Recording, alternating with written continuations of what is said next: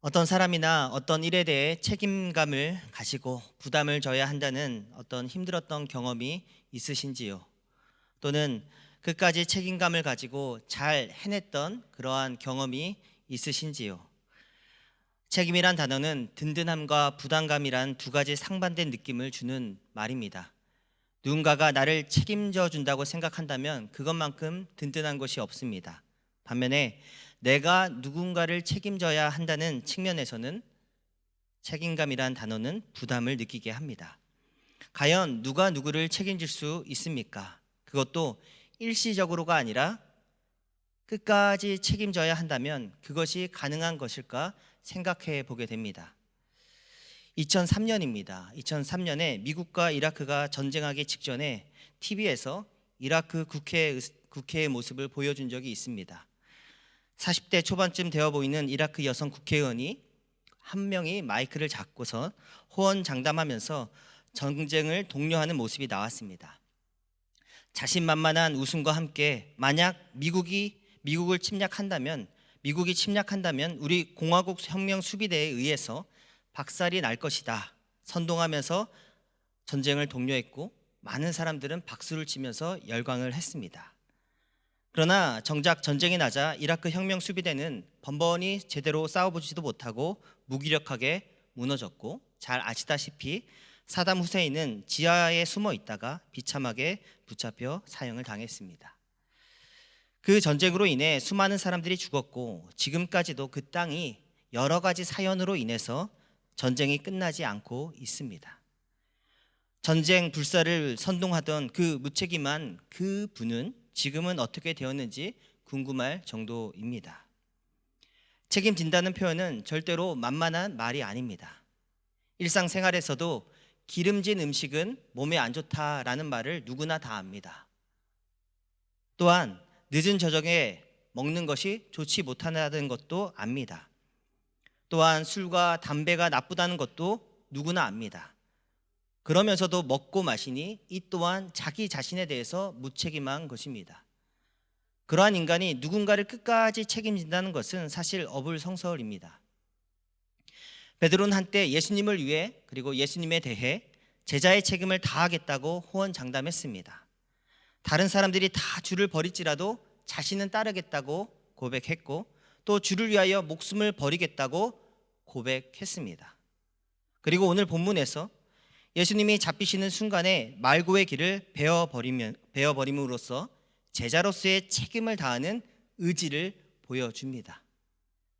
그러나 바로 그 다음 장에 가서는 여지없이 주님을 배신합니다. 그것도 3번씩이나 거듭합니다. 한 번 배신의 말은 얼떨결에 했을 수 있습니다. 그러나 3번을 반복해서 배신의 말을 내뱉은 것은 변명의 여지가 없는 것입니다. 3번째 배신의 말을 했을 때는 주님과 눈이 마주쳤다라고 기록되어 있습니다. 그리고 주님의 예언대로 닭이 울었습니다. 제자의 책임을 다하겠다고 장담했던 베드로의 고백은 무색해졌고 오히려 자신이 한 말 때문에 베드로는 철저하게 자기 자신에 대해서 절망하게 되었습니다. 하지만 이러한 베드로의 모습이 그의 사실 진면목이고 또한 우리의 모습이기도 합니다. 그런데 예수님은 베드로의 마지막 의지가 들어갔던 그 칼끝에 기가 잘린 말고의 길을 고쳐주시는 것으로 예수님 공생에 있어서 마지막 기적을 행하십니다. 누가복음의 병행 구절을 보면 이때 주님은 말고에 떨어진 길을 붙여주십니다. 그리고 이것이 주님이 행하신 기록된 마지막 치유 기사가 됩니다. 그런데 이것을 마지막 치유의 사건으로 보면 사실 약간 맥이 빠집니다. 왜냐하면 우리 주님이 그동안 누구를 고치셨습니까? 중풍병자를 고치시고 눈먼 자를 고치시고 그리고 안진뱅이를 일어 세우시고 죽은 사람을 살리는 치유와 이적을 행하여 오셨기 때문입니다. 그렇다면 이왕의 마지막 주님의 치유와 기적은 지금까지 일으킨 기적들의 대미를 장식할 치유의 사건을 보여주셨으면 좋았을 거라는 생각이 들 정도입니다. 그러나 예수님은 고작 길을 고쳐주시는 것으로 마무리합니다. 누구도 주목하기 힘든 이것이 예수님의 마지막 치유 사건인 것을 인지하지 못하는 경우가 많습니다. 그래서 마태와 요한은 기가 떨어진 것만 기록하고 주께서 그 기를 고치신 사건은 기록도 하지 않습니다. 그렇다면 주님은 왜 말구의 기를 고쳐주십니까? 왜 제자 베드로의 마음은 어루만지지 않으시고 또한 칭찬도 하지 않으십니까? 요한복음 18장 25절과 26절의 말씀을 한번 보도록 하겠습니다. 시몬 베드로가 서서 불을 쬐더니 사람들이 묻되 너도 그 제자 중 하나가 아니냐? 베드로가 부인하여 이르되 나는 아니라 하니 26절 같이 한번 읽습니다. 시작. 대제사장의 종 하나는 베드로에게 길을 잘린 사람의 친척이라 이르되 내가 그 사람과 함께 동산에 있는 것을 내가 보지 아니하였느냐. 베드로가 예수님의 제자이기 때문에 그를 잡으려고 했던 대제사장의 종이 말구의 친척입니다. 만약 주님께서 말구의 길을 붙여주지 않았더라면 과연 이 종이 베드로를 순순히 놓아주었을까 생각해 볼 수 있습니다. 혹 그 자리에서는 아닌가 하고 그냥 놓아주었을 수도 있습니다. 그러나 훗날 베드로를 향하여 원한을 품고 결국엔 원수를 갚고자 베드로를 끝까지 쫓아다녔을 것입니다.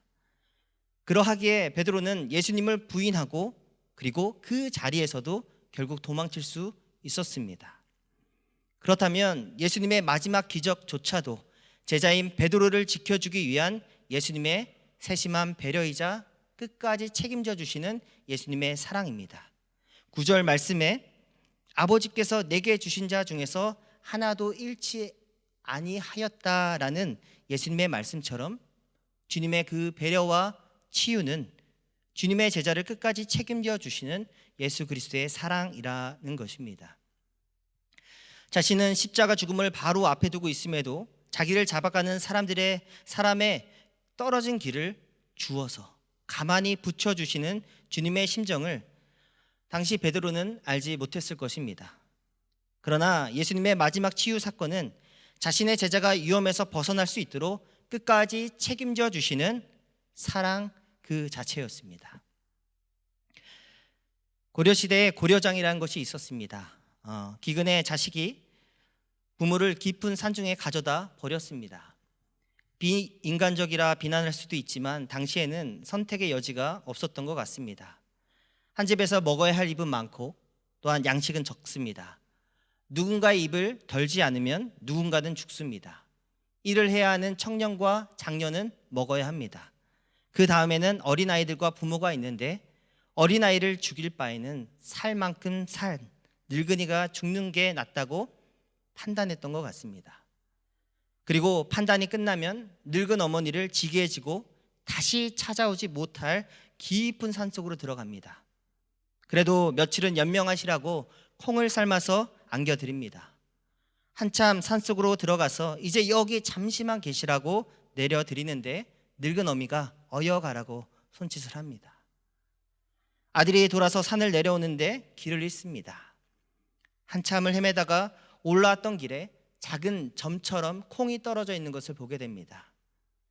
자식은 며칠이라도 연명하시라고 드렸던 콩을 늙은 어머니는 혹시라도 아들이 내려가다가 길을 잃을까 봐 걱정되어서 콩을 떨어뜨려 놓았던 것입니다. 아마 이 노모의 심정이 우리 예수님의 심정이었을 것입니다. 요한복음 13장 1절에 세상에 있는 자기의 사람들을 사랑하시되 끝까지 사랑하셨다 말씀합니다. 세상에 있는 자기의 사람들을 사랑하시되 끝까지 사랑하시니라. 우리 주님이 하신 말씀이고 우리 주님이 행하신 말씀입니다. 책임을 다하지 못하고 떠났던 베드로를 위해 주님은 죽으셨습니다. 십자가에서 죄를 책임져 주셨고 부활하신 후에는 다시 베드로를 찾아가셔서 3번 나를 사랑하느냐 물으시면서 3번 배신한 그 상처를 바로 그 자리에서 사랑으로 만져주셨습니다. 그리고 이렇게 말씀하십니다. 요한복음 21장 18절의 말씀을 한번 같이 읽어보겠습니다. 시작. 내가 젊어서는 스스로 띠뛰고 원하는 곳으로 제가 쓴 것만 읽었네요. 같이 읽겠습니다. 시작. 내가 진실로 진실로 내게 이르노니 내가 젊어서는 스스로 띠뛰고 원하는 곳으로 다녔거니와 늙어서는 내 팔을 벌리리니 남이 내게 띠띠우고 원하지 아니한 곳으로 데리고 가리라. 이 말씀은 결국 베드로는 주님을 위한 십자가의 순교의 길을 걷게 된다라는 말씀입니다. 그런데 그 십자가의 길, 순교의 길을 걷는데 베드로 자신의 의지가 아니고 또한 베드로 자신의 경건의 능력이 아니라 주님의 사랑이 그를 붙잡으시기 때문에 끝까지 책임지는 사랑으로 베드로가 그 길을 걸어가게 될 것이다 라는 말씀을 하신 것입니다. 베드로에게 처음 나타나셔서 나를 따르라 부르신 그 순간부터 베드로가 최종적으로는 영광스러운 순교의 자리까지 갈 수 있도록 주님께서 그의 믿음과 삶을 처음부터 책임져 주신 것입니다. 이 세상에도 사랑을 외칩니다. 그러나 책임과는 상관없는 감각적인 사랑이 넘쳐납니다. 끝까지 책임지는 사랑, 그리고 이 세상뿐 아니라 영원히 책임지고 그리고 사랑하는 그 사랑은 오직 우리 예수 그리스도의 사랑밖에 없음을 믿으시기 바랍니다. 요즘은 제가 교리책을 자주 읽고 있습니다. 매우 딱딱하고 읽기에 지루한 책이 사실 교리서입니다. 그 중에서 앤서니 후쿠마의 개혁주의 구원론을 읽다가 마음에 깊은 감동이 찾아와서 머물게 되었습니다. 그리고 그 페이지를 이렇게 복사를 해서 가지고 다니고 있습니다. 읽고 또 읽고 있습니다. 여기에 질문에 이런 질문이 있습니다. 당신은 어떻게 하나님과 바른 관계를 맺을 수 있습니까? 라는 질문을 합니다. 이에 대한 답변으로 역사상 가장 자신의 가슴과 그리고 많은 그리스도인들의 가슴을 뜨겁게 만들었던 하이델베르크 60문답을 제시합니다. 제가 한번 읽어드리겠습니다. 밑에 화면으로도 글씨가 같이 나갑니다. 내가 하나님과 바른 관계를 맺을 수 있는 방법은 오직 예수 그리스도를 믿는 참된 믿음으로만 가능합니다. 비록 나의 양심이 너는 하나님의 모든 계명을 거슬러 심각하게 죄를 저질렀고 그 중에 하나도 전혀 지키지 않았다고 고발하더라도, 또한 비록 내가 여전히 모든 악에 기울어 있는 아무런 자격이 없는 상태이더라도 순전한 하나님의 은혜로 예수 그리스도의 완벽한 만족과 의와 거룩함을 내게 허락하시고 내 것으로 간주하십니다. 마치 내가 한 번도 죄를 짓지 않고 죄인도 아니었던 것처럼, 마치 그리스도가 나를 위해 순종하셨듯이 나도 그리스도처럼 완벽하게 순종한 사람인 것처럼 여겨 주십니다. 내가 해야 할 일은 믿는 마음으로 이 하나님의 선물을 받아들이는 일뿐입니다.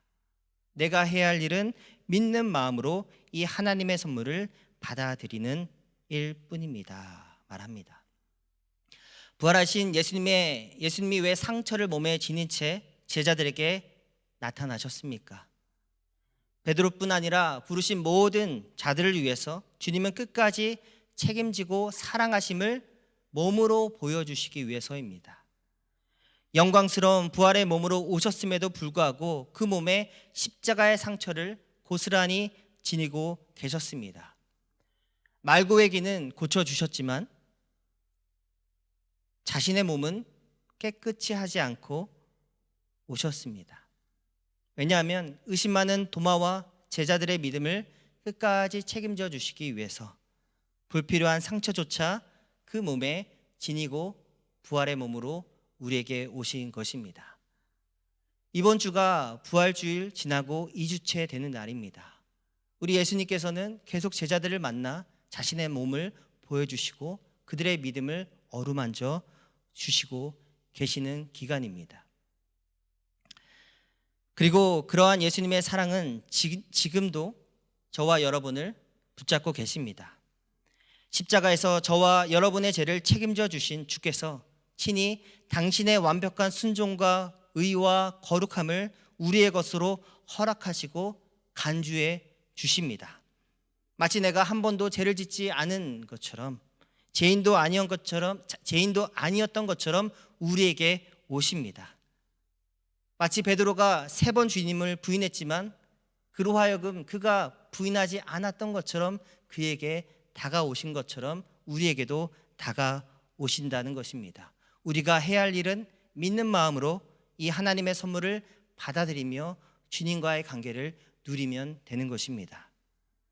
그리고 우리 예수님은 지금도 하나님 보좌 우편에서 끝까지 책임지시는 그 사랑으로 우리를 위해 기도하고 계십니다. 이러한 사랑을 우리가 받고 있습니다. 로마서 8장 34절의 말씀입니다. 누가 정죄하리요? 죽으실 뿐 아니라 다시 살아나신 이는 그리스도 예수시니 그는 하나님 우편에 계신 자요 우리를 위해 간구하시는 자신이라. 같이 한번 읽어보겠습니다. 시작. 누가 정죄하리요? 죽으실 뿐 아니라 다시 살아나신 이는 그리스도 예수시니 그는 하나님 우편에 계신 자요 우리를 위해 간구하시는 자신이라. 믿음, 소망, 사랑 이 세 가지는 항상 있지만 그 중에 제일은 사랑이라고 말씀합니다. 결코 끝나지 않는 사랑, 끝까지 책임지는 사랑, 지금도 보좌 우편에서 계속되는 그 사랑. 아버지께서 내게 주신 자 중에서 내가 하나도 잃지 않기를 원합니다 하며 지금도 하나님 보좌 우편에서 우리를 위해 간구하시고 계십니다. 그리고 우리가 천국에 들어간 후에도 그 사랑은 끝나지 않을 것입니다.